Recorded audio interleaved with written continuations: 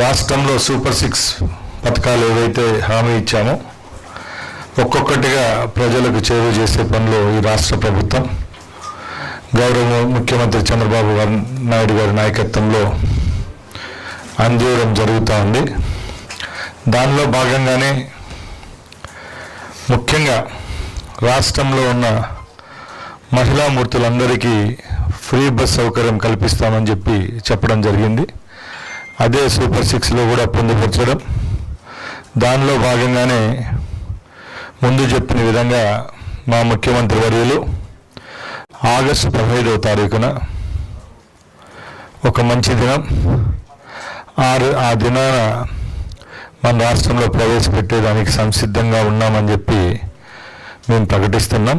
దానిలో భాగంగానే ఈరోజు 3 మంత్రులు కలిపి ఒక బృందంగా ఏర్పాటై గత జనవరిన ఏదైతే కర్ణాటక రాష్ట్రంకి వెళ్ళామో అక్కడ ఆ రాష్ట్రంలో ఇంప్లిమెంట్ జరుగుతున్న తీరును, అలాగే తమిళనాడు తెలంగాణలో కూడా పనితీరును ఒకసారి గమనించి అక్కడున్న లోపాలు, అలాగే ఏ విధమైన సంస్కరణలు చేపడితే మన రాష్ట్రంలో కూడా ఈ కార్యక్రమాన్ని దిగ్విజయంగా పూర్తి చేస్తామో అదేవిధంగా పొందుపరిచిన డాక్యుమెంట్ను ఈరోజు మా అధికారులతో సమీక్షలో పొందుపరిచి ఇక్కడ సమావేశం కూడా జరుపుకోవడం జరిగింది.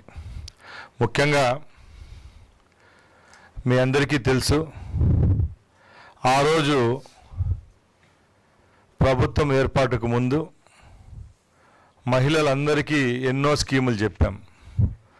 దానిలో ముఖ్యమైనది ఈ ఫ్రీ ట్రావెల్ అనేది.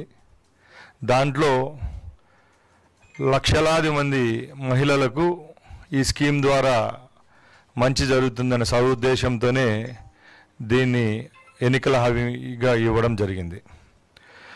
ఈరోజు ముఖ్యంగా ఈ ట్రావెల్లో ఉన్న హైలైట్ పాయింట్స్ ఏవైతే ఉన్నాయో మీ దృష్టికి తీసుకొస్తాను. ముఖ్యంగా ఇంటర్ స్టేట్ అంటే రాష్ట్రంలో ఎక్కడి నుంచి ఎక్కడికైనా ట్రావెల్ చేసే మహిళలకు ఫ్రీ సౌకర్యం జీరో టికెటింగ్ విధానంలో ఇవ్వడం జరుగుతుందని తెలియజేసుకుంటున్నాం. ఒకటవది. రెండవది, అందరూ అడుగుతారు ఏ కేటగిరీ బస్సుల్లో ఈ సౌకర్యాన్ని కల్పిస్తారని అడుగుతారు. దానిలో కూడా 100కు 74% బస్సులు ఏవైతే ఉన్నాయో ఆ కేటగిరీలో Palle Velugu, ultra Palle Velugu, intercity, express, ultra express, ఈ 5 కేటగిరీల్లో కూడా ఈ సౌకర్యం కల్పిస్తామని సగౌరవంగా మీకు తెలియజేసుకుంటున్నాం. అలాగే ముఖ్యంగా ఏదన్నా ఒక కార్యక్రమం కానీ స్కీమ్ కానీ ప్రజలకు ఇచ్చేటప్పుడు చిత్తశుద్ధితో దాన్ని 100కి 100 న్యాయం జరిగే విధంగా ముందు ఏర్పాట్లు కూడా చేసుకోవాలి. చాలామంది పాత్రికేయ మిత్రులు అయితేనేం, సోషల్ మీడియాలో అయితేనేం, అలాగే ప్రతిపక్షాలు అయితేనేం ఇన్ని రోజులు ఎందుకు డిలే చేశారని అడుగుతా రావడం జరిగింది. దానికి కూడా ఒకటే సమాధానం చెప్తాం. మా ముఖ్యమంత్రి వర్యులు ఏదైనా ఒక కార్యక్రమం చేపట్టేటప్పుడు ఆడంబరంగా కాకుండా మంచిగా, అంటే 100కి 100% చిత్తశుద్ధితో ట్రాన్స్పరెన్సీగా ఆ పథకాన్ని అమలు చేయాలనే ఒక సదుద్దేశంతోనే ఈ యొక్క స్కీమ్ యొక్క ముసాయిదాను కూడా తయారు చేయడం జరిగిందని తెలియజేసుకుంటున్నా. అలాగే ముఖ్యంగా ఈరోజు ఈ స్కీమ్ విషయానికి వస్తే సుమారుగా 6,700 బస్సులు ఏవైతే ఉన్నాయో, అంటే 74% బస్సులు ఏమైతే ఉన్నాయో ఈ రాష్ట్రంలో అన్నీ ఈ కేటగిరీలకు వస్తాయని తెలియజేసుకుంటున్నా. అలాగే ముఖ్యంగా ఈ స్కీమ్ ఇంప్లిమెంట్ అయ్యేటప్పుడు బస్ స్టాండ్లు అయితేనేం, అలాగే బస్ స్టాపులు అయితేనేం అన్ని దగ్గర ఏ విధమైన చర్యలు తీసుకుంటే మహిళలకు మంచిగా ఉంటుంది, సురక్షితంగా ఉంటుందనే ఒక కాన్సెప్ట్తో కూడా గత 3 నెలల నుంచి స్టడీ చేయడం జరిగింది. దానిలో భాగంగానే ఆర్టీసీ బస్ స్టాండ్లో ఉన్న టాయిలెట్స్, వాష్రూమ్స్ అయితేనేం, టాయిలెట్స్ అయితేనేం అన్నిటినీ మరమ్మతులు చేయడం, అలాగే డ్రింకింగ్ వాటర్ విషయంలో కూడా మంచిగా శుచి శుభ్రమైన తాగునీరుని అందించే విధంగా కూడా చర్యలు తీసుకోవడం జరుగుతుందని తెలియజేసుకుంటున్నా.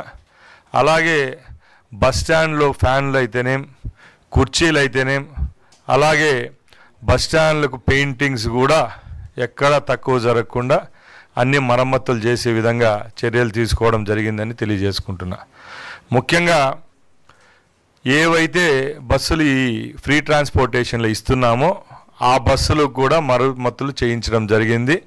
అవి కూడా ఎక్కడ ఏ విధమైన సమస్యలు లేవనెత్తకుండా ఏ కేటగిరీల్లో మేము ఫ్రీ సర్వీస్ అందిస్తున్నామో అక్కడ కూడా ఏ విధమైన సమస్య ఏదైతే ముందు చెప్పానో అదే విధంగా ఈ ట్రాన్స్పోర్టేషన్కి అనుగుణంగా ముందుకు తీసుకొని పోతామని తెలియజేసుకుంటున్నాం.